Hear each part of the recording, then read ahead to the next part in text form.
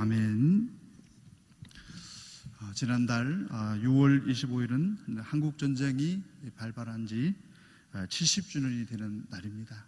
70주년을 기념해서 그날 6.25 당일날 김동영 감독님께서 김일성의 아이들이라는 다큐멘터리 영화를 제작을 해서 그날 개봉을 했습니다. 이 한국 전쟁을 하게 되면은 다양하게 이제 우리가 각도로 한국 전쟁을 평가할 수 있는데 그 중에 한 가지 분야가 있다면은 전쟁 고아라고 할 수가 있습니다. 전쟁으로 인해서 부모님을 잃어버리게 되고 죽음을 통해서 헤어지게 되고 여러 아픔을 가지고 있는 전쟁 고아들이 한국 전쟁으로 인해서 남북에 약 10만 명 이상의 전쟁 고아들이 생겨날 수밖에 없는 현실이었습니다. 그래서 한국에서는 이제 대한민국에서는 해외 입양을 통해 가지고 그 문제를 해결하려고 했고, 북한에서는 소비에트 연방 사회주의의 위대성을 보여주기 위해서 스탈린을 주도로 해서 북한의 한 5천 명 이상의 아이들을 동유럽권에 있는 사회주의 국가로 이주를 했습니다. 그곳에서 그들에게 식사를 제공하고 교육을 제공함을 통해서 자본주의 사회보다도 사회주의가 월등하게 훌륭한 체제라는 것을 선전하기 위해서 북한의 아이들을 5천 명 이상을 이주를 하게 되어졌습니다. 그 동유럽을 보면 폴란드, 체코, 헝가리, 루마니아, 불가리아 그곳에서 북한의 아이들이 부모를 잃어버리고 형제를 잃어버리고 또 다른 환경 속에 적응하면서 생활했던 그들의 모습은 우리 한국 사회에서는 잘 잊혀져 있었죠. 잘 모르고 있었는데 김동영 감독님께서 그들의 삶을 취재함을 통해서 지난달 6월 25일 날 김일성의 아이들이라는 제목으로 다큐멘터리 영화가 개봉이 되어졌습니다. 그 영화를 보면서 참 많은 생각들이 교차를 했습니다.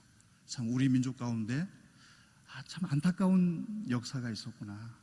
그리고 그 부모 형제를 다 잃어버리고 또 다른 환경 속에서 그들이 적응해야 될 어린 아이들의 모습을 생각해 보니까 마음속에서 너무나도 뭉클한 감정이 생겨나지 않을 수 없었습니다. 북한의 아이들이 동유럽에 이주했을 때 김일성의 아이들이기 때문에 철저하게 엄격한 규칙적인 생활과 규율을 가지고 생활을 했습니다.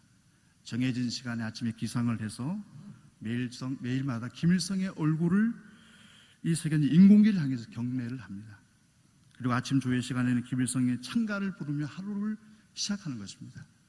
70년이 지났음에도 불구하고 그 영화에 보면 폴란드 친구들이, 헝가리의 친구들이 김일성 찬가를 다른 말임에도 얼마나 북한 아이들이 많이 불렀는지 생생하게 똑같이 그것을 발음하는 것을 보면서 비록 동유럽에서 살아갔지만은 그들은 철저하게 김일성의 아이로, 사회주의의 아이로 길러지고 있었음을 알 수가 있었습니다. 그 사회에서도 작은 군대처럼 반장이 있었고 감시자가 있었다고 합니다. 그래서 폴란드의 선생님들이, 동유럽의 선생님들이 절대로 금해야 될 것이 있는데 이 북한의 아이들을 안아주거나 애정을 표시해서는 안 된다는 것입니다. 철저하게 그런 것이 금기됐습니다. 그러나 그 다큐멘터리 영화에 보면은 그런 현실들이 무너지는 것을 볼 수가 있습니다.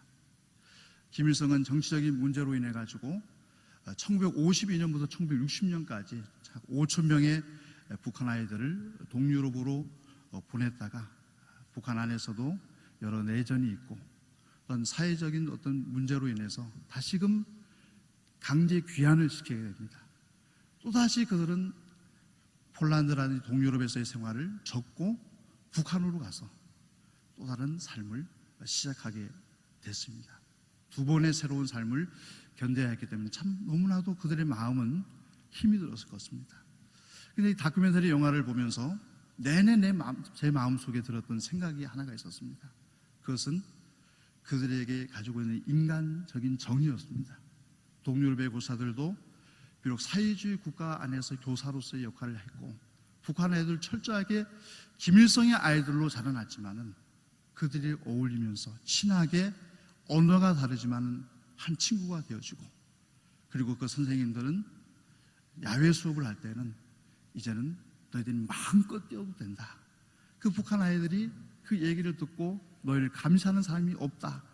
이 얘기를 듣고 마음껏 그 풀밭에 뛰어다니면서 야외 수업을 하고, 그 폴란드의 교사들이, 동유럽의 교사들이 그들을 끌어안으면서 마치 부모님과 같은 역할을 하고 그들을 안아주고 품어주고, 심지어는 그들이, 북한의 아이들이 동유럽의 교사들을 보고 엄마라고 부르고 아빠라고 부를 정도로 그들의 마음 아프고 쓰린 그 고통을 어루만지는 것을 통해서 모든 정치적인 이념을 초월해가지고 사람과 사람과의 만남 속에는 정이 생기는구나.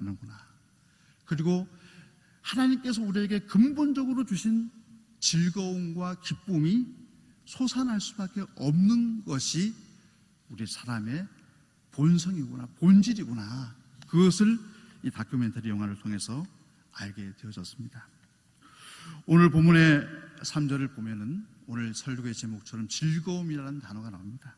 그가 여호와를 경외함으로 즐거움을 삼을 것이며, 이 3절의 그는 모든 시대를 초월해서 우리에게 주실 메시아 예수 그리스도를 말합니다.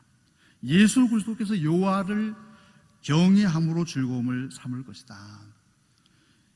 이 단어의 원어의 단어는 와하리호라는 것인데요, 이 즐거움이라는 것을 원어에서는 호흡하다는 뜻입니다. 우리가 호흡 들이고 내쉬는 이 호흡으로 즐거움을 표현하고 있다는 것입니다. 그래서 본문의 말씀을, 3절의 말씀을 원어의 의미를 살려서 해석을 하면은 그가 여호와를 경외하고 그리고 그를 호흡했다라는 의미입니다. 이 3절의 의미를, 즐거워하다라는 이 의미를 우리가 예수 그리스도의 삶을 통해서 해석해 보면 다음과 같은 의미입니다.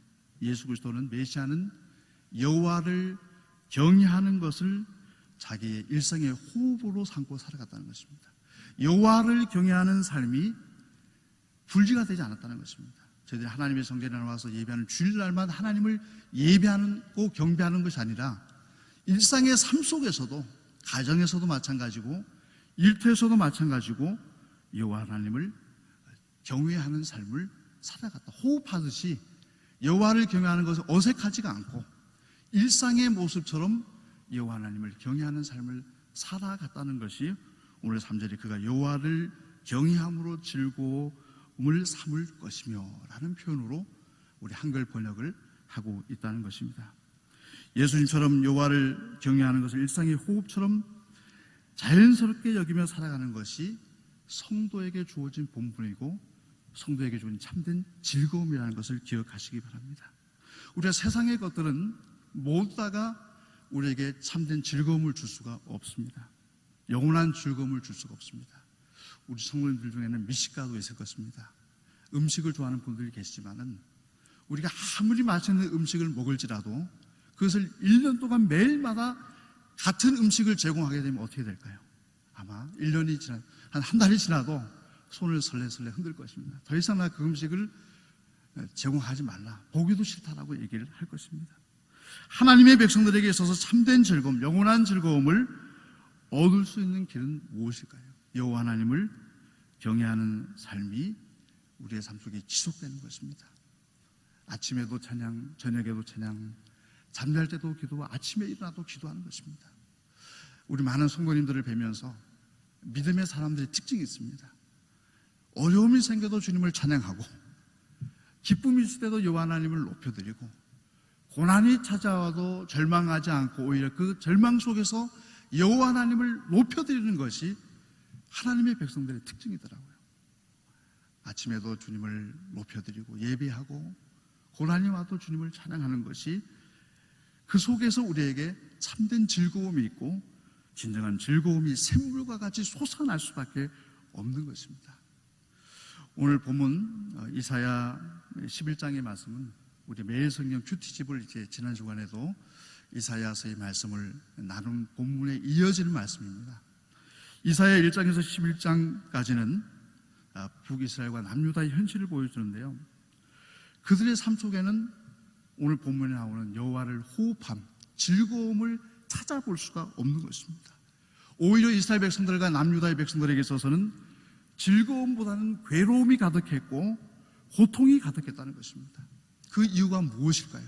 오늘 본문의 말씀에 비추어 보면 일상의 삶 속에서 하나님을 경외하는 삶을 포기했다는 것입니다. 얼마나 무서운 말인지 모릅니다. 이사야 2장에서 4장까지는 예루살렘 지도자들의 교만을 말합니다. 하나님을 두려워하기보다는 자신의 지위를 이용해서 하나님의 이름을 욕되게 합니다. 이사야 5장에서는 이스라엘 사회에서 일어났던 각종 지약상들을 우리에게 소개를 해줍니다. 그리고 이사야 6장에서 8장까지는 다윗 집안의 불순종을 말합니다.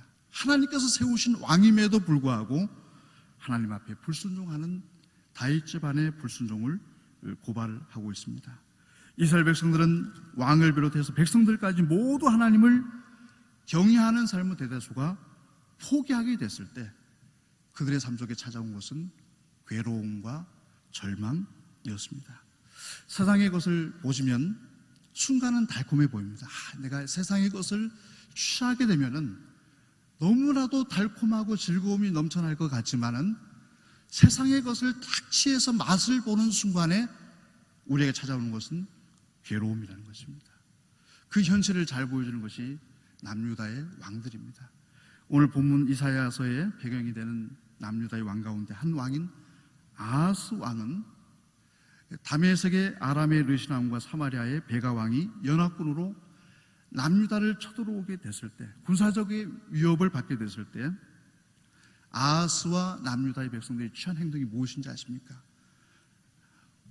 하나님 앞에 손을 들고 기도를 해야 될 것이 아닙니까? 적들이 쳐들어오게 되면 하나님 저희들을 긍휼히 여겨 주십시오, 저희들을 도와주십시오라는 기도를 해야 되는데 오히려 그런 상황 속에서 이들의 선택은 하나님을 향하지 않았다는 것입니다. 이사야 선지자를 통해서 하나님은 그들에게 남유다 백성들에게 이야기를 하십니다. 이사야 7장 2절에서 4절의 말씀입니다. 고기 다윗 집에 구하여 가로되 아람이 에브라임과 동맹하였다 하였으므로 왕의 마음과 그 백성의 마음이 상림이 바람에 흔들림 같이 흔들려더라. 때에 여호와께서 이사야에게 이르시되 너와 내 아들 스알야숲은 윗무수도 끝 세탁자의 밭 큰 길에 나가서 아하스를 만나 그에게 이르기를 너는 상가며 조용하라. 아람 왕 느심과 르말리아의 아들이 심히 노할지라도 연기나는 두 부주갱이 그루터기에 불과하니 두려워 말며 낙심치 말라. 이사야 선지자를 통해서 아하스 왕과 남유다 백성들에게 하나님을 의지하라고 얘기를 했습니다. 여호와를 경외할 것을 이야기했지만은 이 말씀을 던져버렸습니다. 그리고 아수르 나라를 의지하게 됩니다. 열왕기하 16장 7절과 8절의 말씀에 아하스가 아수르 왕 디글랏빌레셀에게 가서 사자를 보내어 이르되 나는 왕의 신복이요 왕의 아들이라. 이제 아람 왕과 이스라엘 왕이 나를 친히 청컨대 올라와서 나를 그 손에서 구원하소서. 여호와의 전과 왕궁 곳간에 있는 은금을 취하여 아수르 왕에게 예물로 보내었더니, 하나님을 선택하지 않고 아수르 왕을 선택합니다. 그리고 아수르 왕에게 얘기를 합니다. 나는 왕의 신복이요 왕의 아들이니이다. 절대절명의 위기 속에서 여호와 하나님을 경외하는 것을 포기하고 아수르를 선택하게 됐을 때 아하스 왕과 이스라엘 백성들에게 찾아온 것은 절망과 괴로움뿐이었다는 것입니다. 이 아하스의 아들 히스기야 왕도 마찬가지였습니다. 이제는 아수르의 반기를 들고 애국과 바벨론을 의지하게 됐을 때 아수르에 의해 가지고 남유다가 초토화되는 피해를 입게 됩니다. 그로 인해서 이스라엘 백성들에게는 고난과 괴로움이 가득하게 주어졌다는 것입니다. 우리가 세상을 의지하게 되면 달콤해 보입니다.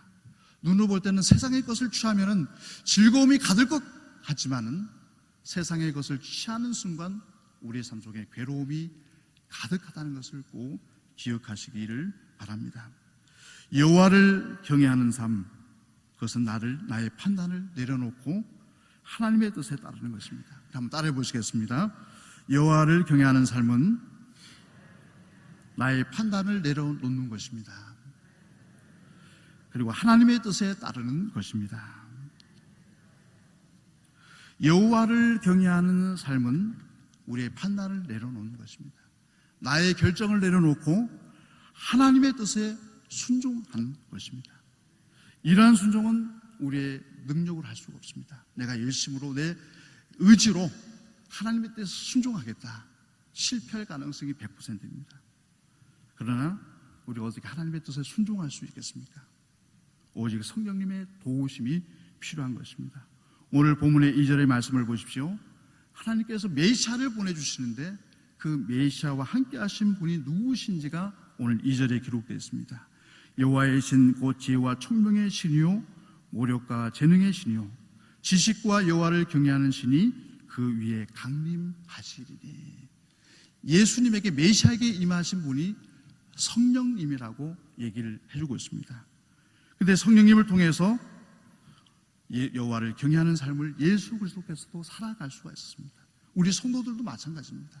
성령님께서 우리의 삶 속에 함께 하실 때만이 우리는 여호와를 경외하는 삶을 살아갈 수 있고 하나님의 뜻에 순종하는 삶을 살아갈 수가 있는 것입니다. 성령님께서 임재하실 때 우리에게 어떤 변화가 일어나겠습니까? 가장 첫 번째 변화는 올바른 분별력이 생겨나는 것입니다. 오늘 2절에 여호와의 신 곧 지혜와 총명의 신이라고 되어 있는데요, 이 지혜는 외적인 분별력을 말하고 이 총명은 내적인 분별력을 말합니다. 모두 다가 지혜와 총명은 분별력을 말합니다. 우리가 이 땅을 살아가는 동안에 선과 악을 분별할 수가 있습니까? 우리의 지식으로는, 경험으로는 선과 악을 분별할 수가 없습니다. 이것이 선이라고 생각했는데 지나고 보면 악일 때가 많고, 이것이 악이라고 생각했는데 지나고 보면 선일 때가 많다는 것입니다. 우리는 선과 악을 분별할 수 있는 능력이 없는 것입니다. 우리는 성령님께 기도해야 됩니다. 제가 여호와 하나님을 잘 경외하고 싶습니다. 선과 악을 분별할 수 있는 분별력을 나에게 허락하여 주시옵소서.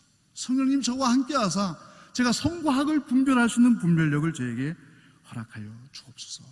이러한 기도를 드린 왕이 우리 구약에 등장하는데 솔로몬 왕입니다. 솔로몬 왕이 왕이 되고 보니까 이 나라를 다스림에 있어서 이스라엘 백성들의 삶 속에 일어나는 모든 일들에 있어서 선과 악을 구분할 능력이 자신에게 없다는 것을 알게 됐습니다. 그래서 기브온 산당에서 우리 열왕기상 3장 5절과 9절의 말씀 보면 기브온 산당에서 솔로몬이 하나님께 기도하는 기도의 내용이 나옵니다. 기브온에서 밤에 여호와께서 솔로몬의 꿈에 나타나시니라. 하나님이 이르시되 내가 내게 무엇을 줄고 너는 구하라. 솔로몬이 가로되 주의 종 내 아비 다윗이 성실과 공의와 정직한 마음으로 주와 함께 주의 앞에서 행함으로 주께서 저에게 큰 은혜를 베푸셨고 주께서 또 저를 위하여 이 큰 은혜를 예비하시고 오늘날과 같이 저의 위에 앉을 아들을 저에게 주셨나이다. 나의 하나님 여호와여 주께서 종으로 종의 아비 다윗을 대신하여 왕이 되게 하셨사오나 종은 작은 아이라 출입할 줄을 알지 못하고 주의 빼신 백성 가운데 있나이다. 저희는 큰 백성이라 수요가 많아서 셀 수도 없고 기록할 수도 없사오니 누가 주의 이 많은 백성을 재판할 수 있사오리이까. 지혜로운 마음을 종에게 주사 주의 백성을 재판하여 선악을 분별하게 하옵소서. 이 솔로몬의 간구는 우리의 간구가 되어져야 됩니다. 제가 여호와를 잘 경외하고 싶습니다. 여호와 하나님을 높이면서 내 뜻이 아니라 여호와의 뜻을 준행하고 싶습니다. 이때 성령님께서 우리의 마음속에 임하셔서 선과 악을 분별할 수 있는 분별의 능력을 허락해 주실 때 우리는 여호와를 경외할 수가 있습니다. 이 솔로몬의 간구를 들으시고 하나님께서 솔로몬에게 어떤 대답을 하십니까? 이어지는 열왕기상 3장 10절에서 12절의 말씀이 이렇게 여호와에게 답을 하십니다. 솔로몬이 이것을 구하매 그 말씀이 주의 마음에 맞는지라. 이에 하나님이 저에게 이르시되 내가 이것을 구하도다. 자기를 위하여 수도 구하지 아니하며 부도 구하지 아니하며 자기의 원수의 생명 멸하기도 구하지 아니하고 오직 송사를 듣고 분별하는 지혜를 구하였은즉 내가 내 말대로 하여 내게 지혜롭고 청명한 마음을 주노니 너의 전에도 너와 같은 자가 없었거니와 너의 후에도 너와 같은 자가 일어남이 없으리라. 솔로몬이 받은 지혜와 총명의 분별력은 성령님께서 솔로몬에게 주신 선물이었습니다. 그리고 나서 이어지는 명제판이 있죠. 두 여인이 한 아들을 데리고 와서 이 아이가 누구의 아들인지를 솔로몬에게 재판해 달라고 했을 때 솔로몬이 그 재판을 아주 지혜롭게 재판을 합니다. 그 지혜가 어디로부터 나온 것입니까? 솔로몬의 능력이었습니까? 아니면 성령님께서 그에게 주신 분별력을 통해서 행한 재판이었습니까? 솔로몬이 행한 그 재판은 성령님께서 주신 분별력을 통해서 행한 재판이었다는 것입니다. 우리 성도들도 솔로몬과 같은 삶을 살아갈 수가 있습니다. 여호와 하나님께 영광을 올려드리는 삶을 살아갈 수가 있습니다. 성령님을 통해서 저희들에게 분별력을 허락하여 주시옵소서. 선과 악을 분별할 수 있는 분별력을 허락하여 주시옵소서. 지금의 시대를 분별할 수 있는 능력을 허락하여 주시옵소서. 내가 지금 주님의 길을 걸어가고 있는 삶이 진정 하나님께서 영광 받으시는 삶인지를 저에게 일깨워 주십시오. 제가 정말 주님의 기쁨이 되어지고 있습니까?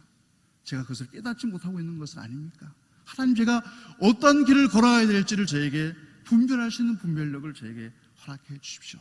이 기도를 드릴 때 우리는 솔로몬의 명재판과 같이 하나님 분명히 우리들에게 분별력을 주시고 우리가 걸어가야 될 길을 보여주실 것입니다. 더불어서 우리에게 메시아에게 임한 성령님은 오늘 본문 2절에 나와 있는 것은 모략과 재능의 성령님이었습니다. 모략은 어떤 전략을 짜는 것입니다. 그래서 오늘날에도 회사마다 전부 다 있는 것이 있습니다. 전략연구소가 있습니다. 삼성전자에도 전략연구소가 있고 현대에도 전략연구소가 있고, 이 전략이라는 것은 앞을 내다보고 준비하는 것입니다. 이것이 모략이고, 오늘 본문에 나오는 모략과 재능의 신이라는 것은, 재능은 이 당시에는 왕들이 군대를 이끌고 전쟁을 해서 나갈 수 있는 힘을 말합니다. 그 용기를 말하는 것입니다. 이 모략과 재능도 성령님께서 우리에게 주시는 것이라는 것입니다. 우리가 성도의 삶에 문제가 있을 때 우리는 하나님께 전략을 구해야 됩니다. 하나님, 앞이 보이지 않습니다. 정말 제가 어떤 길을 걸어가야 될지 앞이 보이지 않습니다. 하나님, 제가 앞길을 저에게 보여주십시오. 하나님, 나의 사랑하는 자녀들을 제 힘으로 길러낼 수가 없습니다. 하나님, 이 아이들을 길러낼 수 있는 전략을, 지혜를 저에게, 재능을 저에게 허락하여 주십시오. 하나님, 직장에서 너무 어려움이 있습니다. 이 직장에서 상사와의 관계, 그리고 앞날의 불투명함 속에서 하나님, 제가 어떤 전략을 가지고 직장 생활을 해야 되겠습니까? 하나님, 저는 그 길이 보이지 않습니다. 저에게 그 길을 보여주십시오라고 하나님께 아뢰야 하는 것입니다. 그런데 많은 성도님들이 이런 기도를 드리지 않는다는 것입니다. 성령님께서 우리에게 분명히 모략과 재능의 성령님이심으로 임하고 계심에도 불구하고 모략과 재능을 성령님께 구하지 않고 있다는 것입니다. 우리 출애굽기 13장 21절과 22절의 말씀 보면 여호와께서 그들 앞에서 행하사 낮에는 구름기둥으로 그들의 길을 인도하시고 밤에는 불기둥으로 그들에게 비치사 주야로 진행하게 하시니 낮에는 구름기둥 밤에는 불기둥이 백성 앞에서 떠나지 아니하니라. 여호와 하나님은 성령님으로 우리와 늘 함께하고 계신 것입니다. 그 성령님께 우리는 모략과 재능을 구해야 됩니다. 전략을 구해야 됩니다. 이스라엘 백성들이 가나안 땅에 들어가게 됐을 때 가장 처음으로 만났던 성이 여리고성이었습니다. 그 여리고성을 격퇴할 때 이스라엘 백성들은 어떤 방법을 사용합니까? 조금 세상적으로 볼 때는 이상해 보이지만은 하나님의 전략으로 싸웠습니다. 우리 여호수아 6장 3절에서 5절 말씀을 보면 너희 모든 군사는 성을 둘러 성 주위를 매일 한 바퀴씩 돌되 여세 동안을 그리하라. 제사장 7은 7 양양나팔을 잡고 언약궤 앞에서 행할 것이요 제7일에는 성읍 7번을 돌며 제사장들은 나팔을 불 것이며 제사장들이 양강나팔을 길게 불러 울어서 그 나팔 소리가 너에게 들릴 때에는 백성은 다 큰 소리로 외쳐 부를 것이라. 그리하면 그 성벽이 무너져 내리니 백성은 각기 앞으로 올라갈지라 하시매. 성을 돈다는 것은 우리 이성적으로 생각하면은 성을 무너뜨리는 방법이 아닙니다. 상식적으로는, 인간의 전략으로는 그 성을 무너뜨리는 전략이 아닙니다. 하나님의 전략이었습니다. 이스라엘 백성들은 그 말씀에 순종하게 됐을 때 양강나팔을 길게 부는 순간에 그 성이 무너져 내리겠다는 것입니다. 그러나 여리고성을 정복하고 나서 아이성을 정복할 때에는 이스라엘 백성들은 자신들의 지혜로 전략을 싸웁니다. 우리 여호수아 7장 2절에서 4절의 말씀 보면 여호수아가 여리고에서 사람을 베델 동편 베다웬 곁에 있는 아이로 보내매 그들에게 일러 가로되 올라가서 그 땅을 정탐하라 하매 그 사람들이 올라가서 아이를 정탐하고 여호수아에게로 돌아와서 그에게 이르되 백성을 다 올라가게 말고 2-3천 명만 올라가서 아이를 치게 하소서. 그들은 소순이 모든 백성을 그리로 보내어 수고롭게 마소서 하므로 백성 중 3천 명쯤을 그리로 올라갔다가 아이 사람 앞에서 도망하였다. 분명히 아이성을 향한 전략은 인간의 전략으로 아주 현명해 보였습니다. 많은 숫자를 보낼 것이 없이 2-3천 명만 보내면 분명히 아이성을 정복할 것이라는 인간의 전략, 이성적으로 경험적으로 합당한 전략을 세웠지만은 실패하게 됐다는 것입니다. 우리의 지혜와 재능으로 이 땅을 살아가게 되면 우리는 실패할 수밖에 없습니다. 우리가 여호와 하나님을 향해서 영광 돌리는 삶을 살아가기 위해서는 여호와의 전략이 필요합니다. 모략과 재능이 필요합니다. 우리 사랑하는 우리 수원의 가족들, 성도님들 한 분 한 분들이 나의 일생에 대해서도 마찬가지고 우리 사랑하는 자녀들을 향해서도 마찬가지고 하나님 우리의 앞날을 향한 모략을 저희들에게 허락하여 주시옵소서. 날마다 하나님 앞에 간구할 때 하나님은 분명히 우리의 앞날을 향한 전략을, 모략을, 그것을 감당할 수 있는 재능을, 용기를, 힘을 허락해 주실 것입니다. 오늘 본문에 나오는 메시아에게 임한 성령님의 세 번째 특징이 지식과 여호와를 경외하는 신이라고 2절 말씀 가장 후반절에 기록이 되어 있습니다. 이 지식은 하나님의 뜻에 대한 이해를 말하고 여호와를 경외하는 신은 하나님에 대한 절대적인 순종을 말하는 것입니다.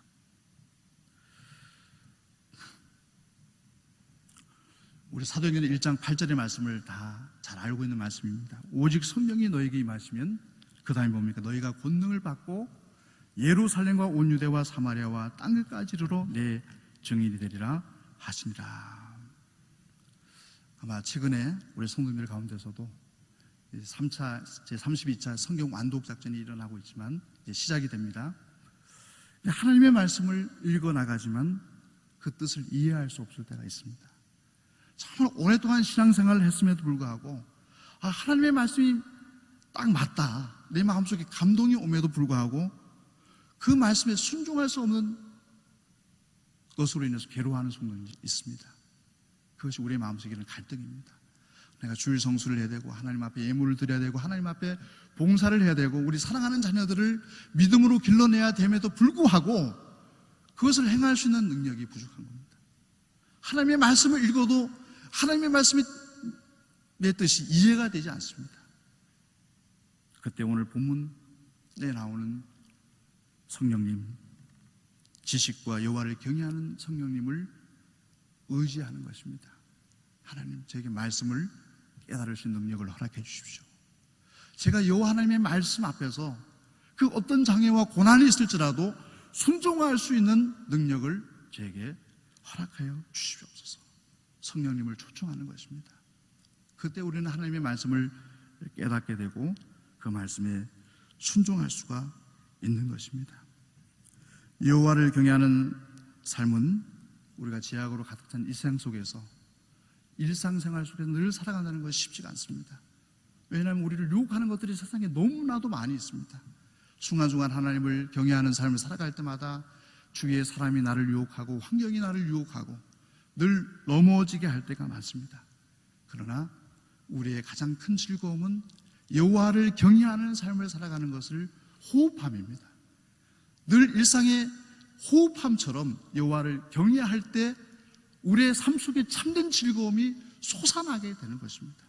여호와를 경외하는 호흡함을 중단할 때 우리의 삶 속에 절망과 죽음의 그림자가 찾아오게 되는 것입니다.